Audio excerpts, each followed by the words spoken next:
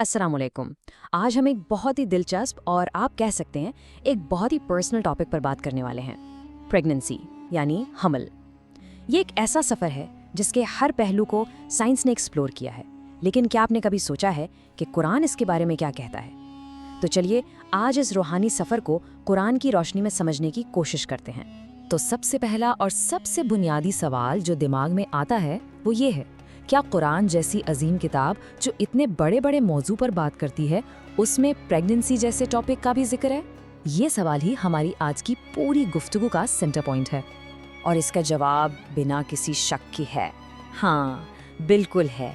कुरान ने इंसानी जिंदगी के किसी भी पहलू को छोड़ा ही नहीं, और प्रेगनेंसी का जिक्र तो इतने खूबसूरत और गहरे अंदाज में किया गया है कि आप हैरान रह जाएंगे। तो चलिए शुरू से शुरू करते हैं। कुरान इस सफ़र की शुरुआत इंसान की पैदाइश से करता है। अल्लाह फरमाता है कि उसने हम सबको एक जान से पैदा किया और फिर उसी से उसका जोड़ा बनाया। और सोचिए इस जोड़े का मकसद क्या था? सुकून, पीस, एक ऐसा साथी जिसके पास आकर इंसान को आराम और ऐसी सिक्योरिटी महसूस हो जो कहीं और नहीं मिलती। अब इसी सुकून और कुर्बत के रिश्ते से ये कहानी आगे बढ़ती है।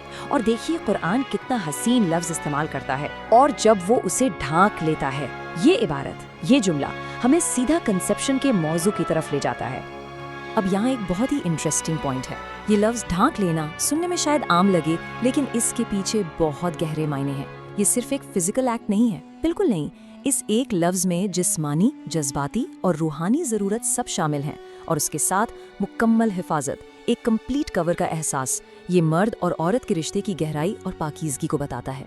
तो इस मुबारक रिश्ते के बाद प्रेगनेंसी के सफ़र का सबसे पहला कदम उठता है, और कुरान इसे क्या कहता है? एक हल्का बोझ। आइए देखते हैं कि ये सफ़र आगे कैसे बढ़ता है।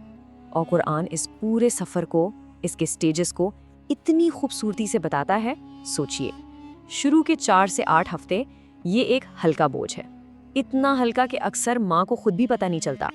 फिर 20 हफ्ते के बाद एहसास शुरू होता है, 28 हफ्तों पर भारीपन बढ़ने लगता है, और आखिर में 36 से 40 हफ्तों तक ये एक बहुत भारी बोझ बन जाता है। और जब ये बोझ वाकई भारी हो जाता है तो माँ के लिए चैलेंजेस बढ़ जाते हैं। सोना मुश्किल हो जाता है, कभी कभी तो सांस लेना भी। ये इस बात का सबूत है कि कुरान इंसानी तजुर्बे को कितनी नज़दीकी से जानता है।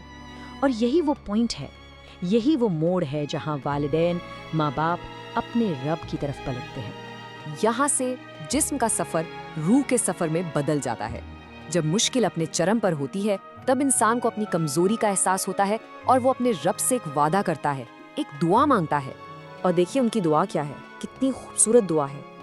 ऐ हमारे रब, अगर तूने हमें एक नेक औलाद दी तो हम ज़रूर तेरे शुक्र करने वालों में से होंगे। गौर कीजिए, वो सिर्फ एक बच्चा नहीं मांग रहे, नहीं, वो एक नेक यानी राइचस औलाद मांग रहे हैं, और बदले में क्या वादा कर रहे हैं? शुक्र का। तो अल्लाह उनकी दुआ सुनता है, दुआ कबूल होती है। लेकिन यहाँ एक ट्विस्ट है, यहीं से उनका असली इम्तिहान शुरू होता है। उसी वादे का इम्तिहान जिसका उन्होंने जिक्र किया था, उनके शुक्र का इम्तिहान। तो बात साफ है, अल्लाह ने उनकी दुआ कबूल कर ली, उन्हें वो दे दिया जो उन्होंने दिल से मांगा था, एक सेहतमंद नेक औलाद। मगर सवाल ये है कि क्या वो अपने वादे पर पूरे उतरे? यहाँ शिर्क का मतलब समझना बहुत ज़रूरी है। इसका मतलब ये नहीं कि वो किसी मूर्ति के आगे झुकने लगे, नहीं। इस कॉन्टेक्स्ट में शिर्क का मतलब है कि वो जो नेमत मिली यानी औलाद, वो नेमत देने वाले से यानी अल्लाह से बड़ी हो गई। जब इंसान अपने बच्चे को खुश करने के लिए अल्लाह का हुक्म तोड़ता है तो असल में वही शिर्क है। तो फ़र्क क्या है सच्चा शुक्र और इस इम्तिहान में फ़ेल होने में? देखिए, सच्चा शुक्र तो ये है कि जो भी ब्लेसिंग्स मिली हैं उसे अल्लाह की रज़ा के लिए इस्तेमाल करें।